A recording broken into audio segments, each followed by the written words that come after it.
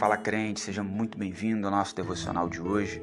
Texto muito conhecido, João, capítulo de número 8.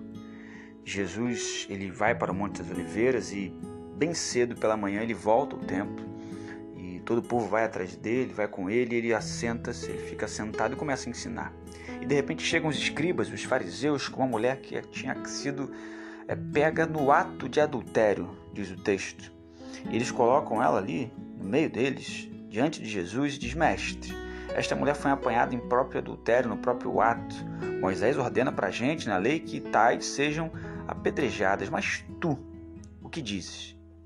Então eles diziam isso não para cumprir a lei, não com essa observância tão preocupada assim, mas, diz o versículo de número 6, que estavam o tentando para poderem ter do que o acusar. Jesus, porém, inclinando-se, escrevia com seu dedo no chão, como se não os ouvisse.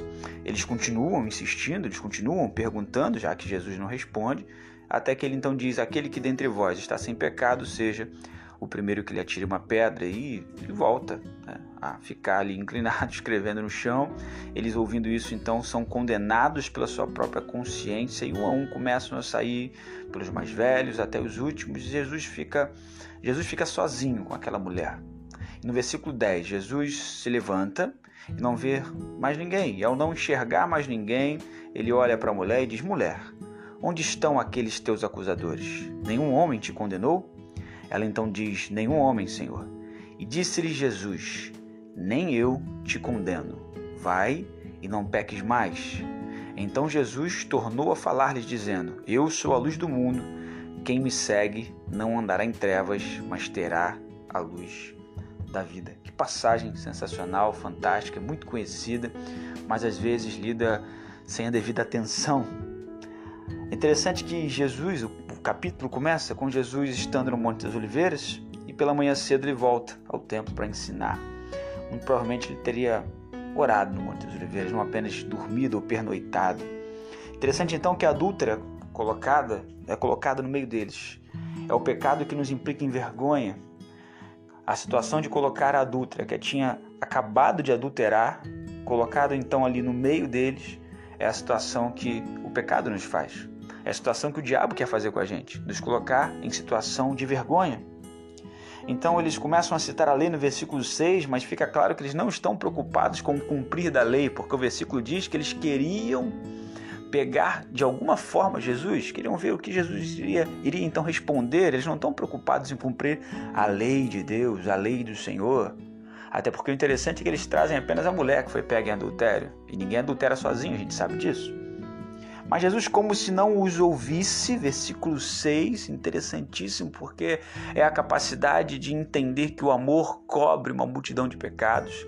É interessante para a gente a ideia, o conselho do que nós estamos ouvindo, dando atenção, dando ouvidos, e às vezes nós damos ouvidos a acusações infundadas. Às vezes nós damos ouvido àquilo que o inimigo quer lembrar do nosso passado, do nosso ontem, do nosso lá atrás. Esquecemos de contemplar o nosso presente em Deus, enxergar o futuro que Ele tem para nós como filhos. E Jesus, como se não os ouvisse, ignora. Então eles insistem, eles persistem, porque a acusação ela é persistente. O inimigo não para, não cansa de ser inimigo. A gente não pode cansar de ser crente em Jesus, a gente não pode parar de ser crente em Jesus, a gente não pode brincar de ser crente em Jesus, porque Ele não brinca de ser adversário. Mas Jesus então olha para eles e diz: aquele que não tiver nenhum pecado, ou seja, aquele que estiver inocente, apto e justo ao ponto de conseguir ou de estar justificado para condená-la, que seja o primeiro a cumprir de fato a lei, atacar, então a jogar a primeira pedra. E aqui o texto então começa a dizer para a gente que um a um, condenados pela sua própria consciência, a começar pelos mais velhos, começam a se afastar. Condenados pela sua própria consciência. Consciência é uma lei pessoal que Deus colocou em cada um de nós, independente de cristãos ou não, mas ela é muitas das vezes ignorada. Além dessa lei, Deus colocou em nós o Espírito Santo para aqueles que reconhecem como Deus, o reconhecem como Senhor, aqueles que são filhos. Mas o interessante é que se a tua consciência te condena, o Deus que perdoa está disponível e presente. No versículo 10, Jesus, quando levanta, olha para a mulher e pergunta: onde estão os teus acusadores? E essa pergunta ressoa para nós até hoje. Onde estão os teus acusadores? Talvez na tua casa, talvez no teu trabalho, talvez dentro da sua própria cabeça, dentro da sua própria mente, dentro do seu próprio subconsciente, talvez guardado no seu armário, num álbum de fotografias antigas. Jesus, ao perguntar isso para a mulher, faz uma pergunta muito mais do que geográfica. E ela, quando olha, responde geograficamente. Ela fala: mas não tem ninguém aqui, Senhor. Ele, então, na condição de juiz, de julgador, mas ao mesmo tempo na condição de advogado, ou seja, na condição daquele que único, capaz e justo de realmente poder acusá-la, vira e fala: nem eu também te condeno. Vai e não peques mais. E muitas das vezes a gente acaba essa leitura dessa passagem nesse versículo de número 11. O que Jesus está dizendo para ela: nem eu te condeno, vai e não peque mais. Ele está dizendo: já foi transitado em julgado.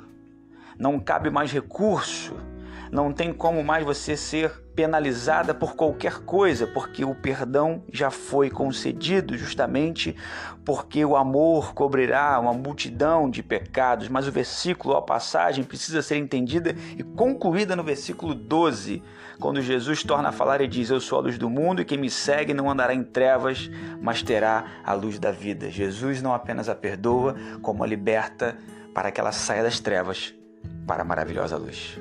Que essa palavra nos abençoe. Em nome de Jesus.